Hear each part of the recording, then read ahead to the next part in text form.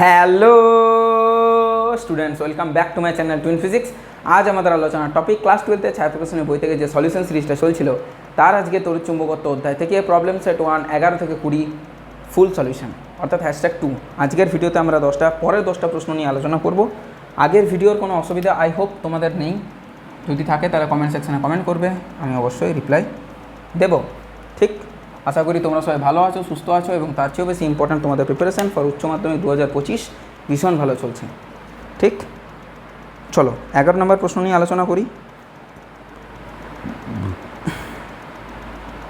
একটি ইলেকট্রন ও একটি প্রোটন একই বেগে একটি সমপ্রাবল্যের চৌম্বক ক্ষেত্রে লম্বভাবে প্রবেশ করলো। তাহলে এদের দুজনের ইলেকট্রন আর প্রোটন তো ঠিক আছে, এদের যে ভেলোসিটি সেটা সেম, প্রথম কথা। দ্বিতীয় কথা, এদের যে ম্যাগনেটিক ফিল্ড, এই ম্যাগনেটিক ফিল্ডটাও সেম, দ্বিতীয় কথা। ঠিক আছে, হ্যাঁ, প্রোটনের সঞ্চারপথের ব্যাসার্ধ ইলেকট্রনের সঞ্চারপথের ব্যাসার্ধের কত গুণ হবে, মানে প্রোটনের যে ব্যাসার্ধটা R proton divided by R electron, এটার মান কত সেটাই জানতে চাইছে। ঠিক আছে, তো বেসিক্যালি আমরা জানি যেটা সেটা হয় mv²/r, সেটা আমাদের কি হয় QBV, সেখান থেকে আমরা বার করি। তো তাহলে রেডিয়াসটা কি হবে, একটা ভেলোসিটি কেটে যাবে, রেডিয়াসটা হবে mv/QB, এই জিনিসটা আমাদের কাজে লাগবে। আচ্ছা, দুজনের চার্জও সেম, মানে charge of electron and charge of proton এটাও সেম। তাহলে কার উপর ডিপেন্ড করবে বাবা, ভিটাও সেম, কিউটাও সেম, বিটাও সেম, তাহলে মাসের উপর ডিপেন্ড করবে। কীভাবে? সমানুপাতিতা। তাহলে mass of proton divided by mass of electron. তো দেখতেই পাচ্ছি মাস অফ প্রোটনটা হচ্ছে ওর 1860 গুণ ভারী, তাহলে রেডিয়াসটাও 1860 গুণ হয়ে যাবে। কথাটা ক্লিয়ার হলো, মাথায় ঢুকলো? 1840 বলেছে নাকি? ও 1840 বলেছে, ঠিক আছে, তাহলে 1840 নেব। তাহলে অ্যান্সারটা হবে যে radius of proton will be 1840 Times of radius of electron. Clear, sorted, বোঝা গেল। 12 নম্বর প্রশ্ন। 12 নম্বর প্রশ্নতে বলেছে একটি প্রোটন ও একটি আলফা কণার গতিশক্তি সমান। আচ্ছা, তাহলে গতিশক্তি kinetic energy of proton divided by, না সমান বলে দিয়েছে, তাহলে ইকুয়ালস টু দেবো কাইনেটিক এনার্জি অফ আলফা, এটা সেম। বোঝা গেল নিশ্চয়ই? তাহলে গতিশক্তি যদি সেম হয় তাহলে এদের ভেলোসিটির রেশিওটা আমার জানা দরকার। তাহলে কি করব, half mass of proton into velocity of proton তার স্কোয়ার, মানে হাফ mv², আর এখানে মাস অফ আলফা আর ভেলোসিটি অফ আলফা তার স্কোয়ার। তাহলে হাফ হাফ কেটে যাবে, তাহলে velocity of proton divided by velocity of alpha তার square will be mass of alpha divided by mass of proton. আলফার আগেও বলেছিলাম যে হিলিয়াম কণার যে নিউক্লিয়াস তাকে বলা হয় কিন্তু আলফা কণা। তাহলে সেই নিউক্লিয়াসে কী থাকে, দুটো নিউট্রন, দুটো প্রোটন, মানে 4 টাইমস মাস হয়, আর একটা প্রোটনের 1 হয়, 4/1। তাহলে velocity of proton divided by velocity of alpha will be 2/1, এটা আমাদের কাজে লাগবে। এবারে রেডিয়াস বার করতে বলেছে, তাই না? দেখো 12টা, ওদের সঞ্চারপথের ব্যাসার্ধের তুলনা করো। ওদের মানে প্রথমে প্রোটন নেব, দেন আলফা। তাহলে radius of proton divided by radius of alpha, যেটা আগেই বললাম mv/QB। তাহলে দেখো ওদের mass different, velocity different, charge different, আর ম্যাগনেটিক ফিল্ড সেটা সেম, একই ম্যাগনেটিক ফিল্ডে রাখা হয়েছে। তাহলে দেখতে পাবো মাস আর ভেলোসিটির সাথে সমানুপাতি আছে, মানে mass of proton divided by mass of alpha into velocity of proton divided by velocity of alpha into চার্জটা কিন্তু অনন্যক, মানে উল্টো নেব, তাহলে charge of alpha divided by charge of proton. তাহলে মাস অফ প্রোটন 1, এটা 4, p/আলফা হুইচ ইজ 2/1, আর এখানে হবে আলফার যে চার্জ সেটা দ্বিগুণ হয়ে যায় এর চার্জের চেয়ে, কারণ ওখানে দুটো প্রোটন আছে। আগেই বললাম হিলিয়াম কণার যে নিউক্লিয়াস তাকে বলা হয় আলফা কণা। তাহলে দেখো এখানে কেটে গেলে 1 আসছে, তাহলে আমরা বলতে পারি যে R of proton equals to R of alpha. এটা হয়ে গেল, 12টাও হয়ে গেল। হ্যাঁ, ঠিক আছে। 13 নম্বরে যাব। একটি আলফা কণা ও একটি প্রোটনকে স্থির অবস্থা থেকে একই বিভব পার্থক্যের মধ্য দিয়ে ত্বরান্বিত করা হলো।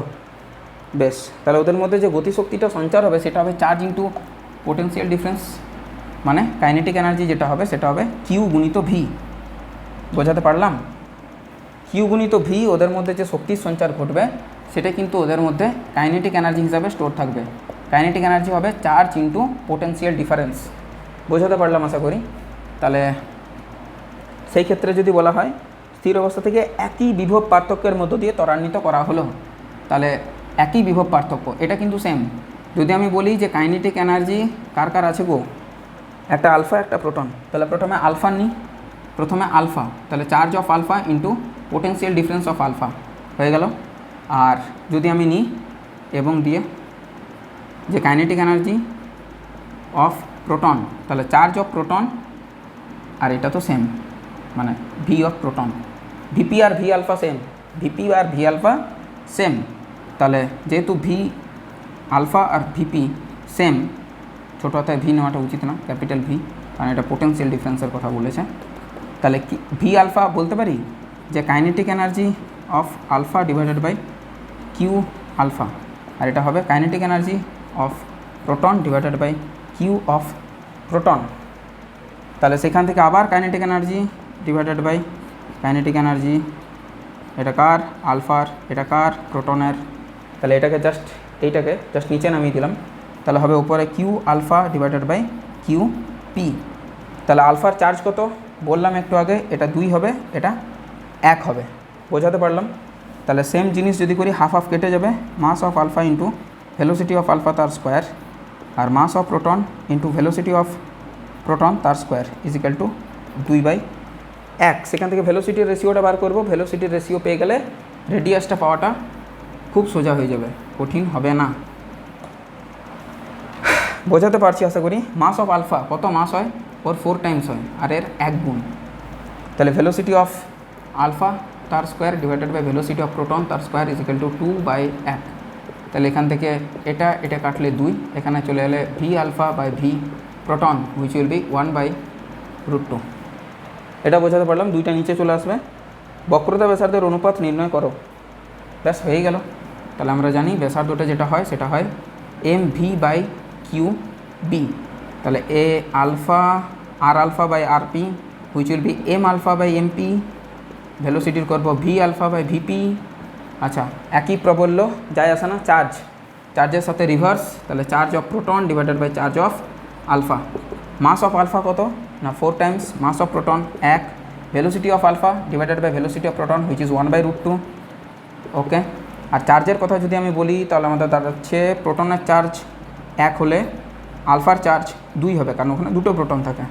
তাহলে এখানে দেখো এটা কাটলে এখানে 2, আর 2√2 কাটলে ওপরে √2, তাহলে পরে থাকছে √2:1। বোঝাতে পারলাম, শর্টেড। এটা একটু বড়, জাস্ট তোমাকে ভেঙে যেতে হবে, আর কিছুই না। 14 নম্বরেরটা কী বলেছে দেখো, একটি ইলেকট্রন ভর আর আধান দিয়ে দিয়েছে একটি সুষম চৌম্বকক্ষেত্রে লম্বভাবে 10⁸ সেকেন্ড সময়ে তার বৃত্তীয় কক্ষপথে একবার আবর্তন করলো, চৌম্বক ক্ষেত্রের মান নির্ণয় করো। এটাও করা যাবে, কোনো অসুবিধা নেই। দেখো আমরা পর্যায়কালের রাশিমালা তো জানি যে টি ইজিক্যাল টু 2πm/qb। পর্যায়কালটা কী পেয়েছিলাম 14 নম্বর, পর্যায়কাল পেয়েছি 2πm/qb, 2πm/qb, বাট আমার দরকার এখানে পর্যায়কাল না বি, তাহলে 2πm/qt। তাহলে 2πকে 2π রাখলাম। মাস of electron 9.1 × 10⁻31 divided by q, charge of an electron 1.6 × 10⁻19, and time পর্যায়কাল দিয়েছে 10⁸ সেকেন্ড সময়, 10⁸ সময়ে তার বৃত্তীয় কক্ষপথে আবর্তন করে। ঠিক আছে, তাহলে এখানে করতে হবে এটা কাটলে 10⁻18 না 12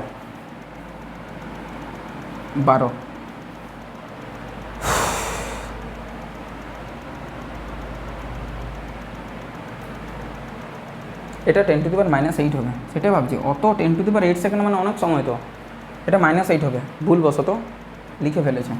এটা কাটলে 10⁻4।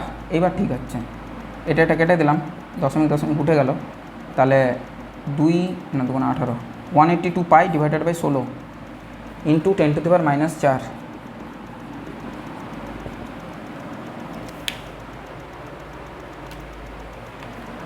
One 182 into pi divided by 16, 35.73 into 10⁻4, 35.73। তাহলে এটাকে দশমিকটা সামনে নেব, না ভাগ করবো, তাহলে এখানে গুণ গুণ মানে একটা কমবে, 10⁻³ টেসলা। এটা হচ্ছে অ্যান্সার। ওটা 10⁸ হবে না, -8 হবে, ওটা ভুল করেছে। একটা ইলেকট্রনের টোটাল মুভ করতে 10⁸ সেকেন্ড সময় লাগে না, 10⁸ মানে অনেকটা সময়। ঠিক আছে, তো প্রথমে আমার সন্দেহ হয়েছিল, তো ভাবলাম হয়তো অঙ্কটা ফ্রেম করেছে ওরকম, হতেই পারে যে অঙ্কটা ফ্রেমিংটাই ওরকম। চলো 15 নাম্বার, 15 নাম্বারের অ্যান্সারটা করি, মানে প্রবলেমটা করি।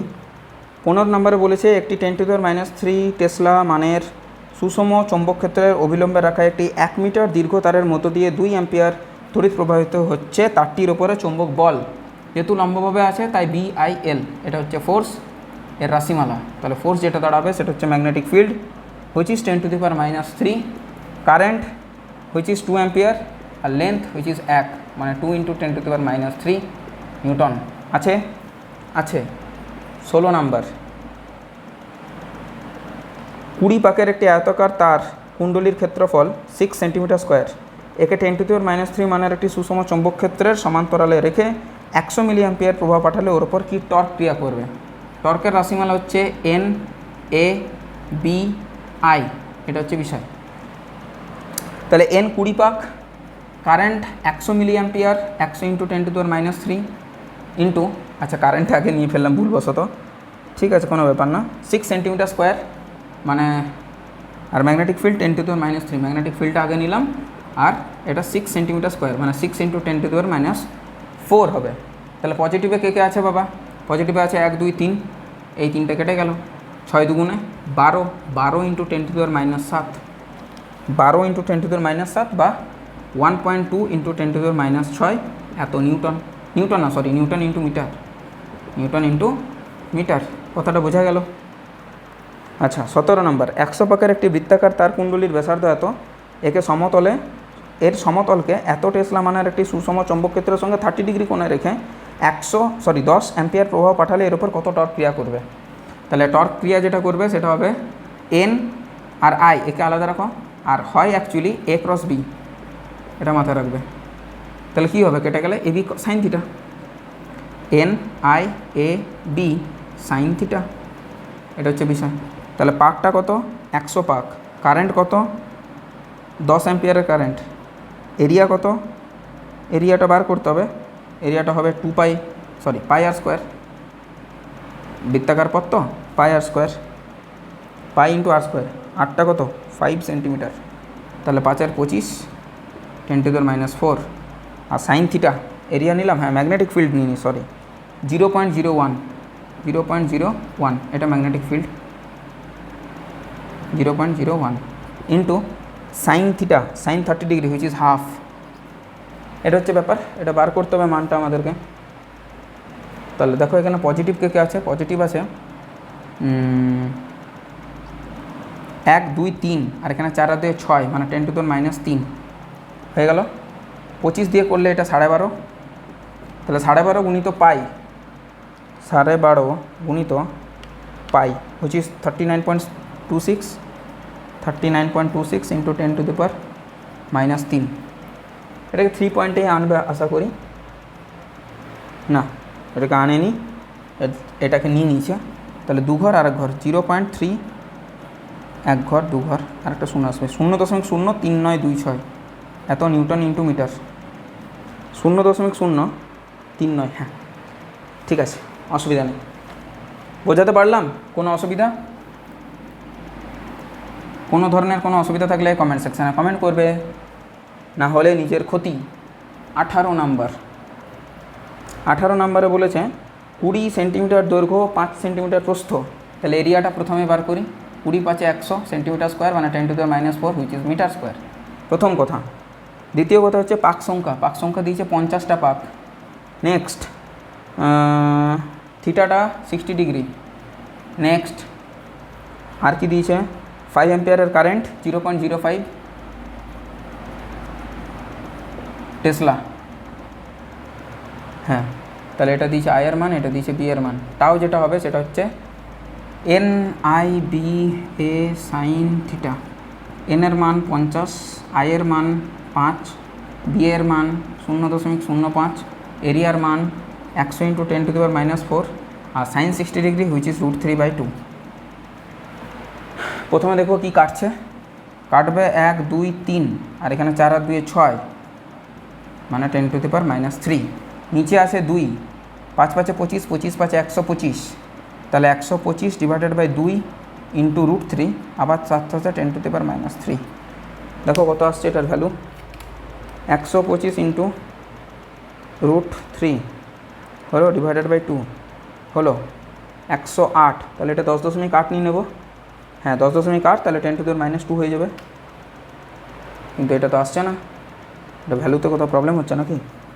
20 5 150টা পাক ঠিকই আছে,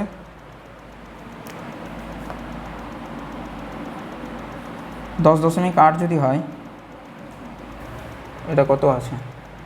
হ্যাঁ এটা ভাগ করলাম, তাহলে এটা গুণ, মানে এটা 10⁻² হয়ে যাবে। আর 2টাকে যদি কমাতে হয় 1 ঘর 2 ঘর 0.108 এত নিউটন ইন্টু মিটার, এটা আসবে অ্যান্সার। না সেটা দেয়নি, 10.08 দিয়েছে। এখানে 100-র কোথাও একটা গন্ডগোল হলো, চাইলে তোমরা দেখে নিতে পারো, আর না হলে আমার মনে হচ্ছে এটাই ঠিক আছে। আমার তো কিছু ভুল মনে হচ্ছে না, ঠিক আছে। 18 নম্বরটা আমার এটাই আসছে। নেক্সট প্রশ্ন 19-এ চলে যাই আমি, 19 20 করি। একটা প্রশ্নের জন্য পড়ে থেকে কাজ নেই, এটা এক্সের একটা মানে গোলমাল আসছে আর কি, দেখে নেবে, যদি আমি কিছু ভুল করেছি দেখে নেবে, আদারওয়াইজ আই হোপ মনে হচ্ছে ঠিকঠাক আছে। যাই হোক ওইটুকু আমি তোমাদের উপরে ভরসা করতেই পারি। 19 নম্বর বলেছে দুটি দীর্ঘ ঋজু সমান্তরাল পরিবাহী তার পরস্পর থেকে 8 মিলিমিটার দূরে অবস্থিত, প্রতিটি তারে এত নিউটন বল, প্রতিটি মিটার দৈর্ঘ্যে এত নিউটন বল উৎপন্ন করলে উভয় তারের মধ্য দিয়ে কী পরিমাণ তড়িৎ প্রবাহ যাচ্ছে। তাহলে ফোর্স যেটা হয় একক দৈর্ঘ্য বল, সেটা রাশিমালা হয় μ0/4π 2I1 I2 ডিস্টেন্স। এটা হচ্ছে বিষয়, ঠিক আছে। আচ্ছা কারেন্টটাই জানতে চেয়েছে, তাহলে F = সমমানের কারেন্ট যাচ্ছে, তাই তো? হ্যাঁ সেম কারেন্ট যাচ্ছে। ফোর্সের মান দিয়ে দিয়েছে, দেখো ফোর্সের মান দিয়ে দিয়েছে 0.01, এটার মান 10⁻⁷, 2 এর জায়গাতে ওটা, এখানে I² নিয়ে নিলাম, কারণ দুটোই I নিয়ে নিলাম। সমমানে প্রবাহিত যাবে, কারণ I1 I2 তো আর করা যাবে না দুটো আলাদা থাকলে। আর 8 মিলিমিটার মানে 8 × 10⁻³ দেখো এখান থেকে কত আসছে, I² যেটা আসবে সেটা হবে 0.01, তার সাথে 8, তার সাথে 10⁻³ আর ডিভাইডেড বাই যেটা হবে সেটা হবে 2 × 10⁻⁷। এটা কাটলে 10⁻⁴, আর 2 দিয়ে 4, -4 উপরে গেলে +4, তাহলে 0.01 মানে 1/100, সেখান থেকে +4 মানে 2 ঘর কমে যাবে 10⁻², আর এখানে 4, তাহলে I কত হবে বাবা? 4-এর জন্য 2, 100-র জন্য 10, হুইচ ইজ 20 অ্যাম্পিয়ার। তাহলে প্রতিটিতে 20 অ্যাম্পিয়ার কারেন্ট গেলে তবেই কিন্তু ব্যাপারটা ঘটবে।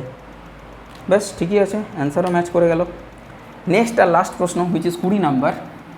20 নাম্বার একটা ইম্পর্ট্যান্ট, বিপরীতমুখী দুটি সমান্তরাল প্রবাহ ঘটছে এবং তার সাথে সাথে তোমাকে বার করতে হবে যে ওর উপরে ক্রিয়াশীল বলের মান কত, সেটাও একটা নির্দিষ্ট দূরত্বে।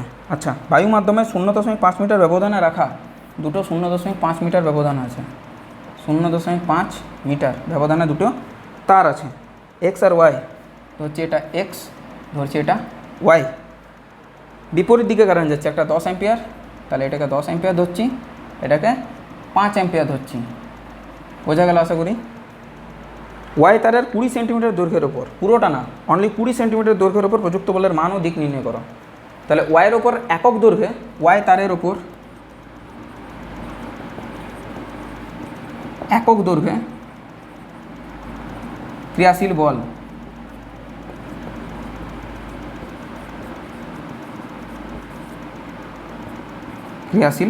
একক দৈর্ঘ্যে যত, তারপর আমরা যত দৈর্ঘ্যতে বার করতে বলছে সেটা বার করব। তাহলে সেটা কত? 4π মানে μ0/4π হুইচ ইজ 10⁻⁷, 2 I1 I2 কত? 10 আর 5 divided by distance between them which is 0.5, এটাকে এলো, এখানে এলো 5 5 কেটে গেল, তাহলে এখানে 2 আর এখানে 1 2 10⁻⁵ এত নিউটন প্রতি মিটার।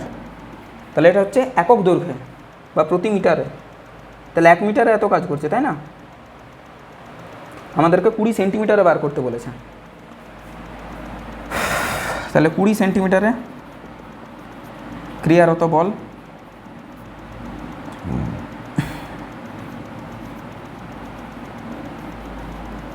কত হবে না 2 × 10⁻৫ আর 20 সেন্টিমিটার, তাহলে 20/100, তবে তো মিটারে কনভার্ট হবে। 20/100 মানে 5, আর এখানে যদি 5 হয়ে যায় তাহলে 5 20 মানে 0.4 × 10⁻৫, 0 বা 4 মানে 10 দিয়ে গুণ 10 দিয়ে ভাগ, তাহলে 4 × 10⁻6, এটা মানেই তো এটা 4 × 10⁻6 নিউটন বল কাজ করবে ওয়াই তারের ওপর 20 সেন্টিমিটার ধরে। এবার কোন দিকে কাজ করবে বাবা, এবার বিপরীতমুখী মানে তো আগেই বলেছি বা এটা জানার কথা যে এটা কী হয়, এটা বিকর্ষণ বল হয়। তাহলে ওয়াই তারের ওপরে কোন দিকে কাজ করবে, লম্বভাবে এক্স তার যেদিকে আছে তার উল্টো দিকে এই পাশে কাজ করবে, তবে তো ও দূরে ঠেলে দেবে।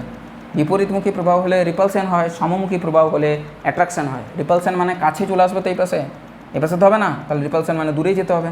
তাহলে বল যেটা কাজ করবে সেটা এক্স এর বিপরীত দিকে কাজ করবে এবং তার সাথে লম্বভাবে, যে কোনো অ্যাঙ্গেলে না, এমনি অ্যাঙ্গেলে তো কাজ করতে পারে, এটা না, লম্বভাবে কাজ করবে। কথাটা ক্লিয়ার হলো, বোঝাতে পারলাম? আই হোপ জিনিসটা মাথায় ঢুকলো। পরের 10টা প্রশ্ন 11 থেকে 20 দেখা হবে নেক্সট 10টা প্রশ্ন বা লাস্ট 10টা প্রশ্ন নিয়ে প্রবলেম সেট 1-এর 21 থেকে 30 নম্বর প্রশ্ন নিয়ে। যাই হোক, টিল দেন পড়াশোনা করতে থাকো, ভালো থেকো, সুস্থ থাকো, নিজের জীবনটাকে উপলব্ধি করো এবং দেখা হবে নেক্সট ভিডিওতে। Till then take care, ta ta, by.